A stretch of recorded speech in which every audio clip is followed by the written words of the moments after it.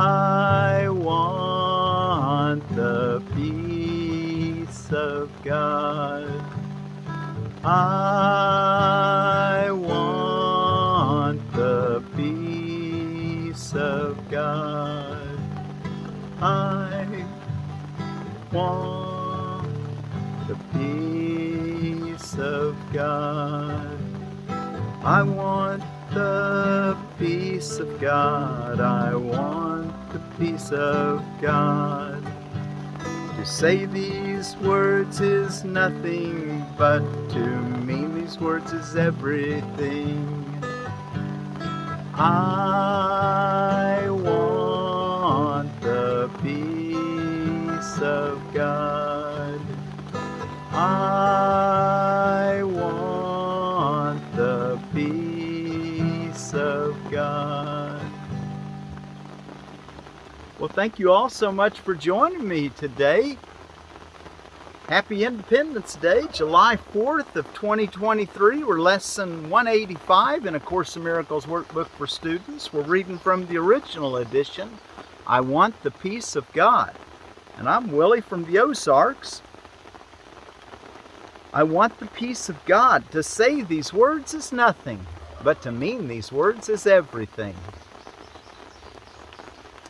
If you could but mean them for just an instant, there would be no further sorrow possible for you in any form, in any place or time.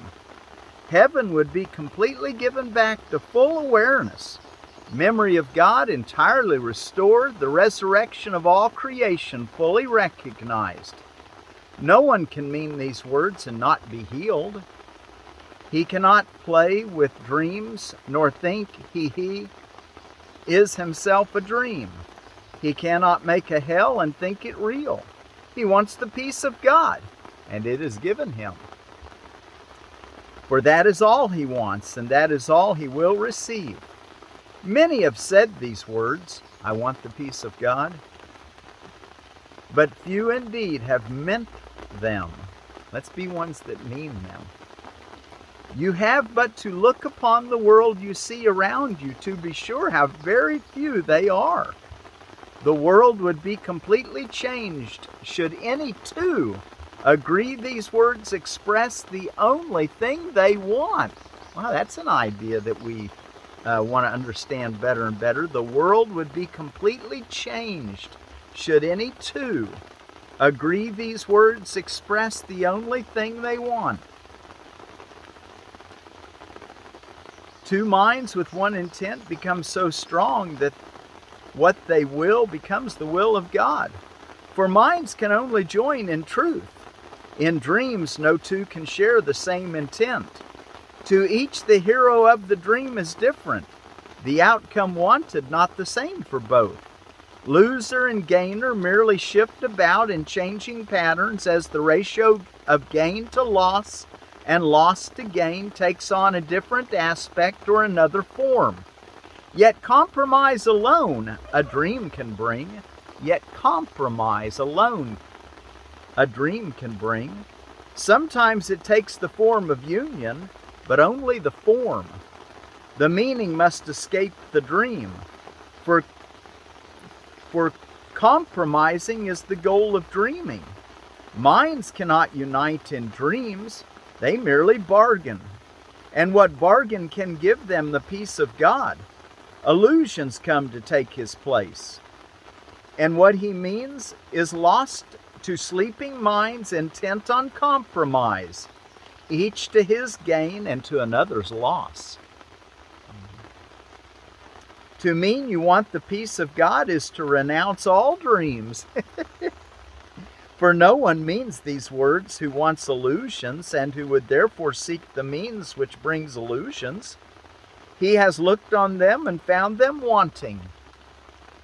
Now he seeks to go beyond them, recognizing that another dream would offer nothing more than all the others. Dreams are one to him, and he has learned their only difference is one of form. For one will bring the same despair and misery as do the rest. The mind, which means that all it wants is peace, must join with other minds, for that is how peace is obtained. And when the wish for peace is genuine, the means for finding it is given in a form each mind will seek for in honesty and can understand. Let's read that sentence. Let's just start paragraph 6 again. The mind, which means that all it wants is peace, must join with other minds, for that is how peace is obtained. And when the wish for peace is genuine, the means for finding it are given in a form each mind which seeks for it in honesty can understand. Whatever form the lesson takes is planned for him in such a way that he cannot mistake it, if his asking is sincere. Let our asking be sincere, that I want the peace of God. And if he asks without sincerity, there is no form in which the lesson will meet with acceptance and be truly learned. Let us today devote our practicing to recognize that we really mean the words we say. We want the peace of God. This is no idle wish. These words do not request another dream be given us. They do not ask for compromise, nor try to make another bargain in the hope that there may yet be one which can succeed where all the rest have failed. To mean these words acknowledges illusions are in vain, requesting the eternal in the place of shifting dreams, which seem to change in what they offer, but are one in nothingness. Today, devote your practice periods to careful searching of your mind to find the dreams you cherish still. And our practice periods today should be when you wake up in the morning for at least 5 minutes. 10 or 15 would be better. And the same in the evening before you go to bed. And then throughout the day, bring the idea to your mind. I want the peace of God. Today, devote your practice periods to careful searching of your mind to find the dreams you cherish still. What do you ask for in your heart? Forget the words you use in making your requests. Consider but what you believe will comfort you and bring you happiness. But be you not dismayed by lingering illusions, for their form is not what matters now. Let not some dreams be more acceptable, reserving shame and secrecy for others. They are one. And being one question should be asked of all of them. Is this what I would have in place of heaven and the peace of God? Is this what I would have in place of heaven and the peace of God? This is the choice you make. Be not deceived that it is otherwise. No compromise is possible in this. You choose God's peace, or you have asked for dreams. Isn't that something? You choose God's peace, or you ask for dreams. And dreams will come as you requested them. Yet will God's peace come just as certainly and to remain with you forever. It will not be gone with every twist and turning of the road to reappear unrecognized in forms which shift and change with every step you take. You want the peace of God, and so do all who seem to seek for dreams. For them as well as for yourself you ask but this when you make this request, with deep sincerity. For thus you reach to what they really want, and join your own intent with what they seek above all things, perhaps unknown to them, but sure to you. You have been weak at times, uncertain in your purpose, and unsure of what you wanted, where to look for it, and where to turn for help in the attempt. Help has been given you, and would you not avail yourself of it by sharing it? No one who truly seeks the peace of God can fail to find it. No one who truly seeks the peace of God can fail to find it. For he merely asks that he deceive himself no longer by denying to himself what is God's will. Who can remain unsatisfied who asks for what he has already? Who could be unanswered who requests an answer which is his to give? the peace of God is yours. For you it was created, given you by its creator, and established as his own eternal gift. How can you fail when you but ask for what he wills for you? And how could your request be limited to you alone? No gift of God can be unshared. No gift of God can be unshared. It is this attribute that sets the gifts of God apart from other dreams that ever seem to take the place of truth, that we share them. No one can lose and everyone must gain whenever any gift of God has been requested and received by anyone. God gives but to unite. To take away is meaningless to him. And when it is as meaningless to you, you can be sure you share one will with him and he with you. And you will also know you share one will with all your brothers, whose intent is yours. It is this one intent we seek today, uniting our desires with the need of every heart, the call of every mind, the hope that lies beyond despair, the love attack would hide, the brotherhood that hate has sought to sever, but which still remains as God created it. With help like this beside us, can we fail today as we request the peace of God be given us? I want the peace of God. To say these words is nothing, but to mean these words is everything. Okay, let's go take a look in our text reading. And we're ready. We're in chapter 19, Beyond the Body. We're in section 4, The Unreality of Sin. And let's pick up in paragraph 33, and we'll finish that section. While you're turning there, what on earth is going on today?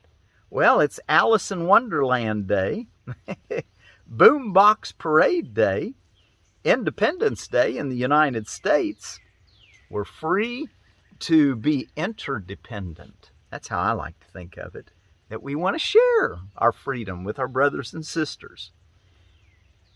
Independence from Meat Day. Well, that's a good one for a guy like me that's a vegan, but certainly no requirement to be a vegan to understand A Course in Miracles.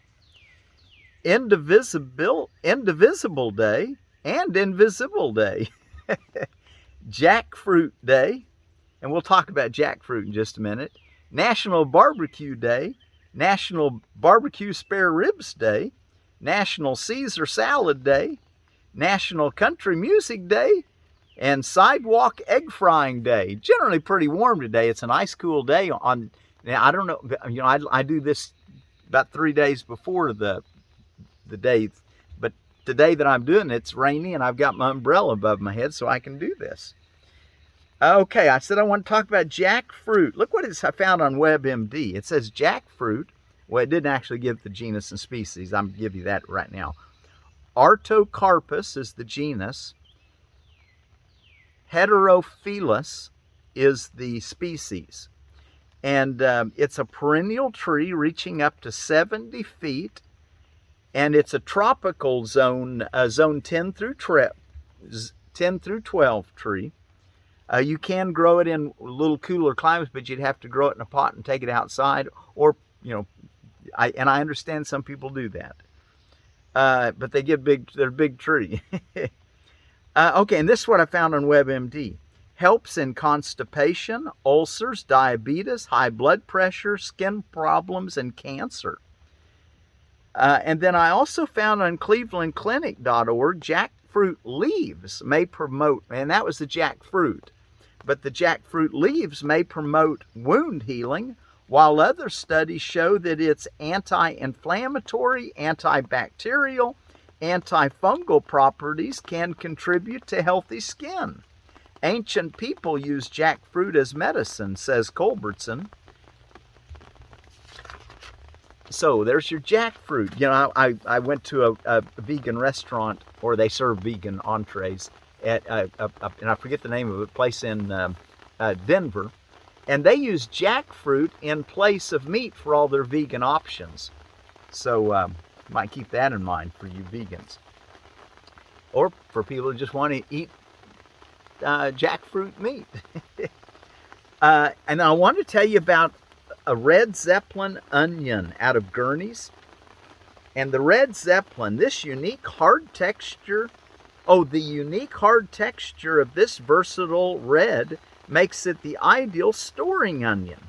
Large roots grow to 4 inches in diameter on strong, vigorous plants, adapts easily to different environments, resists crown rot and other diseases for high yields. It's a long day onion, 90 days. And that's your red Zepplin, an Allium cepa. I wonder if that's the onion that when you buy them in the supermarket, you're buying the red Zepplin. I don't know that. I just wondering. Sounds like it might be a good market one. Okay, and then one more thing I want to tell you about another near-death experience. I haven't told you about one the last few days.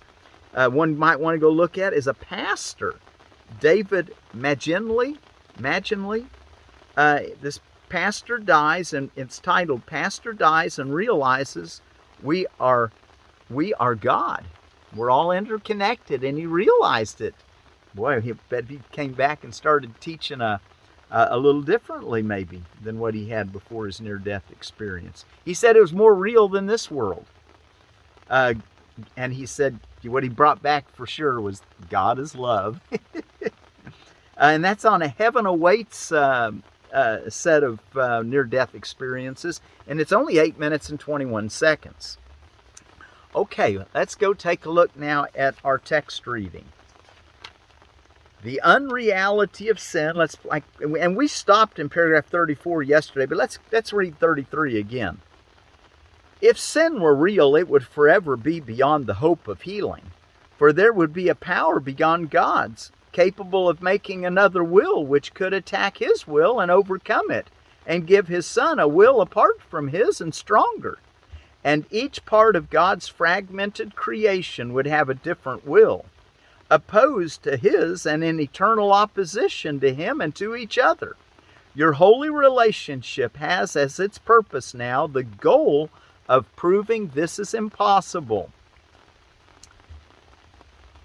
Okay, let's back up. Each part of God's fragmented creation would have a different will opposed to his and in eternal opposition to him and to each other. Okay? Your holy relationship has as its purpose now the goal of proving this is impossible. Heaven has smiled upon it, and the belief in sin has been uprooted in its smile of love. You see it still because you do not realize that its foundation has gone. Its source has been removed, and so it can be cherished but a little while before it vanishes. Only the habit of looking for it still remains. And we want to break those habits. That's why we do our lessons every day. We get to look what our hearts are really asking for.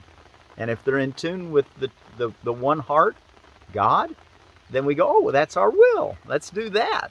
And if it's not, we let it go because we're looking at it. We see it doesn't bring the peace that we're asking for. Paragraph 34. And yet you look with heaven's smile upon your lips and heaven's blessing on your sight. You will not see it long, for in the new perception the mind corrects it when it seems to be seen. And it becomes invisible. Invisible day, huh? And errors are quickly recognized and quickly given to correction to be healed, not hidden. You will be healed of sin and all its ravages the instant that you give it no power over each other. And you will help each other overcome mistakes by joyously releasing one another from the belief in sin. 35. In the holy instant you will see the smile of heaven shining on both of you. In the holy instant you will see the smile of heaven shining on both of you. And you will shine upon each other in glad acknowledgement of the grace that has been given you. For sin will not prevail against a union heaven has smiled upon. Your perception was healed in the holy instant heaven gave you. Forget what you have seen and raise your eyes in faith to what you now can see.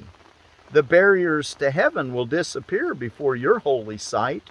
For you who were sightless have been given vision, and you can see. Look not for what has been removed, but for the glory that has been restored for you to see. 36. Look upon your Redeemer, and behold what he would show you in each other. Look upon the Christ in each other, and behold what he would show you in each other. And let not sin arise again to blind your eyes. For sin would keep you separate from your Redeemer.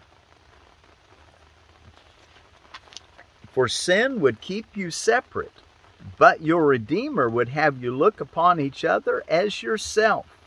Your relationship is now a temple of healing, a place where all the weary ones can come and find rest. Here is the rest that waits for all after the journey, and it is brought nearer to all by your relationship. 37. As this peace extends from deep inside yourselves to embrace all the sonship, and give it rest, it will encounter many obstacles. Some of them you will try to impose. Others will seem to arise from elsewhere, from your brothers and from various aspects of the world outside. Yet peace will gently cover them, extending past completely unhindered. The extension of the Holy Spirit's purpose from your relationship to others to bring them gently in has already begun. This is the way in which he will bring means and goal in line. The peace he laid deep within both of you will quietly extend to every aspect of your lives, surrounding both of you with glowing happiness and the calm awareness of complete protection. There's your peace, the calm awareness of complete protection. And you will carry its message of love and safety and freedom to everyone who draws nigh unto your temple, where healing awaits for him. 38. You will not wait to give him this, for you will call to him, and he will answer you, recognizing in your call the call of God. And you will draw him in and give him rest as it was given you.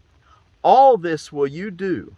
Yet the peace which already lies deeply within must first expand and flow across the obstacles you placed before it. This will you do, for nothing undertaken with the Holy Spirit remains unfinished.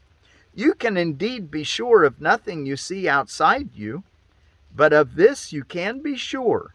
The Holy Spirit asks that you offer him a resting place, where you will rest in him.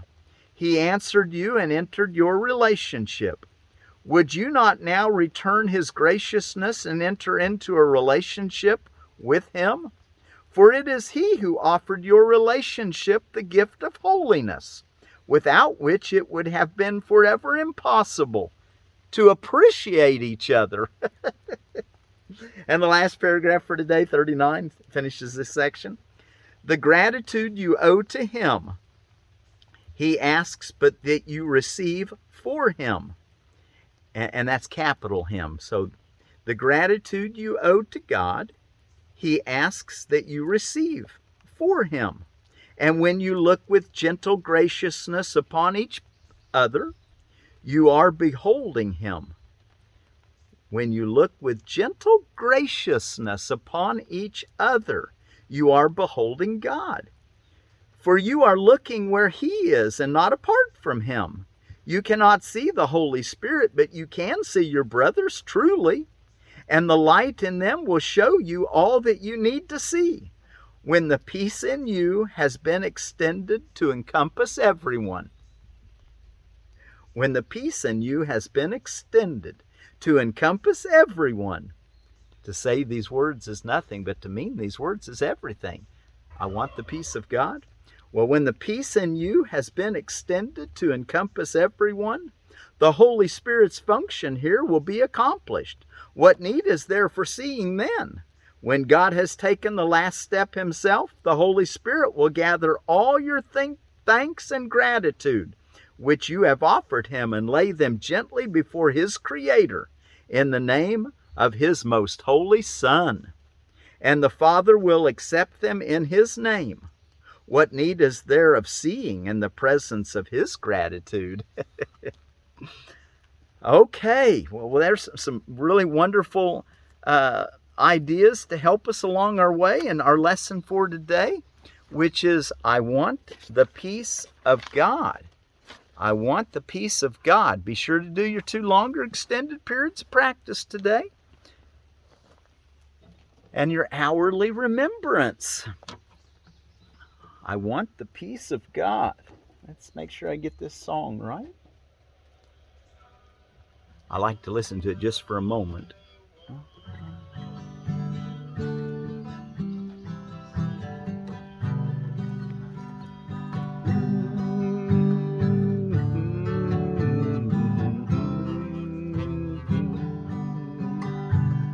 I want the peace of God. I want the peace of God. I want the peace of God. To say these words is nothing, but to mean these words is everything. I want the peace of God. I want the peace of God. Today, devote your practice periods to careful searching of your mind to find the dreams you cherish still. What do you ask for in your heart? Forget the words you use in making your requests. Consider but what you believe will comfort you and bring you happiness. I want the peace of God. I want the peace of God. I want the peace of God. I want the peace of God. I want the peace of God. I want the peace of God. To me, say these words is nothing, but to mean these words is everything. I want the peace of God. I want the peace of God. Well, let's be sincere and share it with all our brothers. Look for the peace through the love you share with each other. I want the peace of God.